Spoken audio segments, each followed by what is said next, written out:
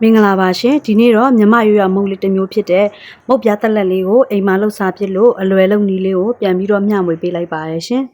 ဆန်မုတ်ကိုတော့ပေါင်းဝစ်ဆန်ချင်းခွက်နဲ့2ခွက်အသုံးပြုထားပါတယ်ရှင် yeast လို့ခေါ်တဲ့တစေးကိုတော့လက်ဖက်စားစုံလေးနဲ့တစွန်းသုံးထားပါတယ်ရှင်အရသာလေးပင်ဖို့အတွက်စားလေးအနှဲငယ်လေးထည့်ပါတယ်ရှင်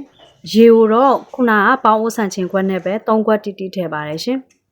အားလုံးတမပြီးတော့ဆန်မုတ်တွေကအလုံးခဲတွေမကြံတဲ့အထိတေချာလေးမှွေပေးရပါမယ်ရှင်။ဒဇေးကိုတော့မုတ်အချင်ဖောက်ဖို့အတွက်သုံးတာပါ။တကယ်လို့ဒဇေးအစားဒီဘိတ်ကီပေါင်တာကိုသုံးမယ်ဆိုရင်လည်းရပါတယ်ရှင်။မုတ်သားလေးအချင်ဖောက်ဖို့အတွက်အနည်းဆုံး4နာရီလောက်ကြာအောင်နှက်ထားပေးပါနော်။မုတ်ထဲမှာထည့်ဖို့အတွက်ကြက်သွန်မိတ်လေးအနှဲငယ်ကိုလည်းပပလေးတွေလှီထားပေးတဲ့စတော်ပဲပြုတ်ပြီးသားလေးရဲ့ငုံဥအနှဲငယ်လေးသုံးပါမယ်ရှင်။ဒါကတော့4နာရီလောက်ကြာအောင်အချင်ဖောက်ထားတဲ့မုတ်ရဲ့အနေလေးပါရှင်။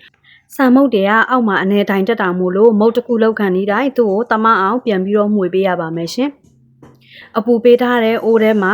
မုတ်သားလေးကိုယူပြီးတော့2စွန်းစာလောက်ထည့်ပေးပါတယ်ရှင်။အသင့်လီဖြတ်ထားတဲ့ကြက်သွန်မိတ်လေးရဲ့နှမ်းလော်လေးရဲ့စတော်ပဲပြုတ်လေးရဲ့ဖြူပေးပါတယ်ရှင်။နှမ်းလော်အစားနှမ်းတောင်းလေးလည်းသုံးလို့ရပါတယ်ရှင်။ပကူတူကတော့နှမ်းလော်လေးတိုင်းပဲသုံးလိုက်ပါတယ်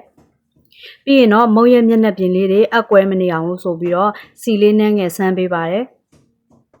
ပြီးတဲ့အခါသူ့ကိုမုတ်သားလေးတွေကြက်အောင်လို့2မိနစ်3မိနစ်လောက်အဖုံးလေးအုပ်ထားပေးလိုက်ပါရှင်။မုတ်ပြားတလက်စစ်လေးကတော့မြေဦးလေးနဲ့လှုပ်ပြီးတော့မြေစလောင်းပုံးလေးတွေနဲ့ပဲပြန်ပြီးတော့ဖုံးပြီးတော့လှုပ်တဲ့အတွက်မြေဦးနံလေးပို့ပြီးတော့မှမှွေးပါတယ်ရှင်။ကျမကတော့မြေဦးမရှိတဲ့အတွက်ရှိတဲ့မကတ်တဲ့ဦးသေးလေးနဲ့ပဲအသုံးပြုထားပါတယ်ရှင်။ကိုကြိုက်နှစ်သက်ရာအသီးအရွက်နဲ့ကြက်ဥပဲဦးလေးတွေနဲ့ထည့်ပြီးတော့လှုပ်စားလို့ရပါတယ်ရှင်။